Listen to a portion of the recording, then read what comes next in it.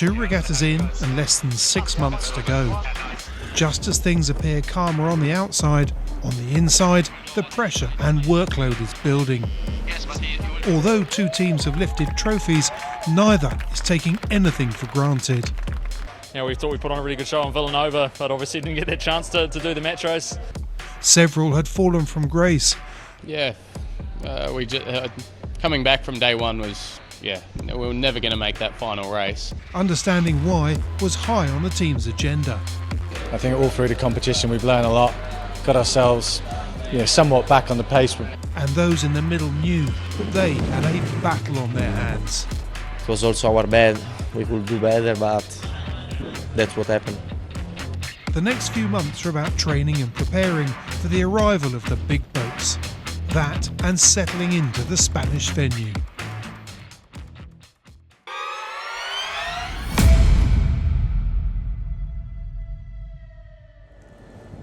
Here in Barcelona, where the start of the America's Cup is less than 6 months away, the infrastructure is taking shape, including the bold new America's Cup experience that has opened its doors to the public. But while all 6 of the bases are here, not all of the teams are operating out of them on a regular basis. And no one is yet sailing their new AC-75. Under the rules, teams have to give 2 months' notice as to when they'll launch their AC-75s. All of the teams have now declared that, so it looks like the earliest we'll see an AC-75 afloat will be in April. In the meantime, there is some training going on out on the water as teams shift into another gear. So what have they been up to? We've come to Barcelona to get a feel for what's happening now, what lies ahead, and what you might see once the event gets underway. The first public venue to open here in Barcelona was the America's Cup Experience. Sitting between the British and Swiss bases is a brand new purpose-built interactive exhibition and a pretty nice restaurant upstairs. Aside from the replica cup and the team displays, one of the best parts, I think, is the cup gallery. Behind the doors over there is the largest IMAX screen in Spain and a presentation that explains why the America's Cup is so special and why it's captivated so many for so long. It gives you a real sense of why this 172-year-old cup has got under the skin of so many of the world's best sailors, as well as why so many wealthy people have spent so much money trying to win it, where most of them have failed. But as you wait to go in, you're surrounded by cup history, and it's fascinating. A modern, fast-moving gallery dedicated to over 170 years of cup history. As for the film behind those doors, I'm not going to show you. You'll have to come and find out for yourself. Come on, there have to be some surprises. You'll also be able to ride on the moving simulator while wearing a virtual headset. Plus, you'll get close to the cup. But of course, best of all, come August, you'll be able to watch the racing for real.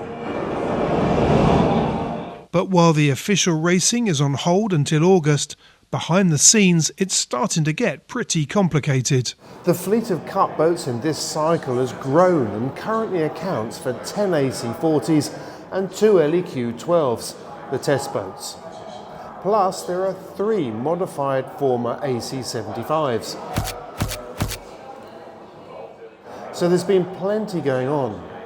A part of any team's long-term plan is to develop their on-the-water strategies, or playbooks as they're known. From pre-start set pieces to how to retrim the boat as the weather changes, knowing how to adapt is crucial to the success of a cup campaign. Match racing skills and starting procedures are high on the list. So too is sail trim and foil adjustments in what is a complex balancing act. One of the key areas of investigation is how the sails will scale up from the 40-footers to the cup boats that are almost double the length. With only 1 new AC-75 allowed and no 2-boat testing at this size, scaling the sail plan, especially at the high apparent wind speeds of these boats, is a new challenge for the teams.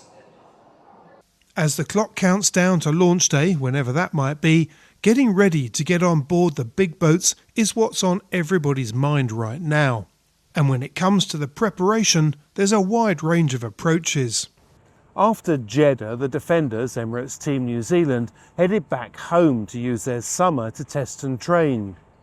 Despite the logistics of travel and being away from the rest of the teams, they see this as an advantage, as they have better weather and longer days on the water. The Kiwis are expected to launch their 75 in New Zealand before they bring the beast up to Barcelona. Doing this on their home patch and close to their main base is another advantage. Plus, working remotely is something they've been very good at over the years and have made it work for them where others have struggled. Luna Rossa, Prada Pirelli have also decided to continue their training at their home base in Cagliari, Sardinia. Clearly, Sardinia is much closer to Barcelona, but being at their main base still makes life easier. Since turning heads in Jeddah with an impressive performance, they've been two-boat training with their LEQ12 and their AC40. There's thought to be quite a difference in performance between these two. So, while the AC40 is in standard one design mode, it's believed that the Italians have depowered their LEQ12 in order to match the two boats up more closely. There's also a feeling that the Italians are not just on a roll, but are in better shape now than they've ever been at this stage in a cup cycle. The Americans have been working out of their base in Barcelona and have focused on training with their two AC40s. Unlike the British and the Italians, American Magic decided not to build an LEQ12 test boat. Instead, they used the AC40 as a platform to test their custom kit. According to what we know from the reconnaissance reports, they've clocked up a serious amount of hours on the water, although they're not the leaders in this area. If anyone's race ready right now, it's them. Alinghi Red Bull Racing have plenty of machines to choose from, with a pair of AC40s and the AC75 that they bought from the Kiwis after the last Cup. But having sailed the socks off their AC75 in Barcelona, their focus for the last few months has been on the AC40s. Having been the first to arrive in Jeddah, the team stayed there and continued to test and train off the Saudi Arabian coast. We hear that a lot of their work was on sail testing.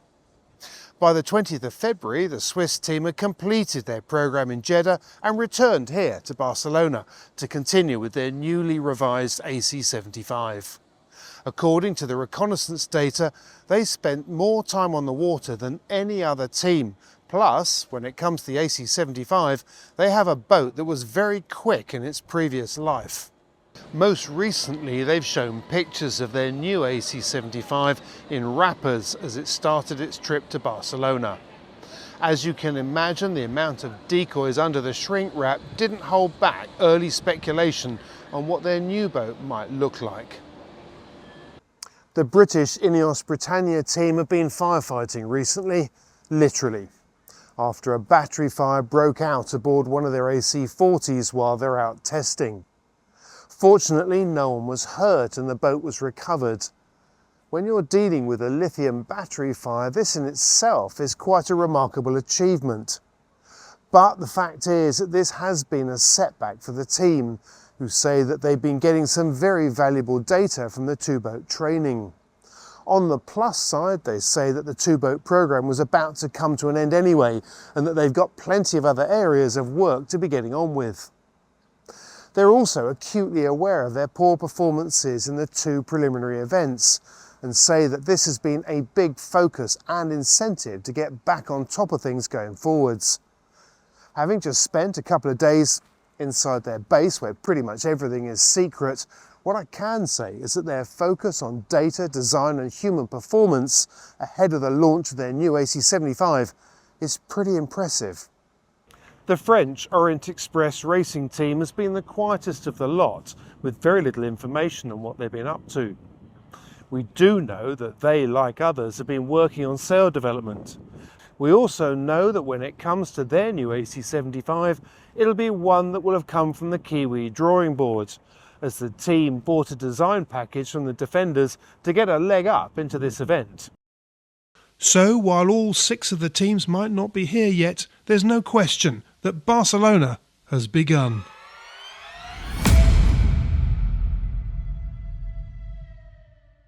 A sustainable future. Yanmar.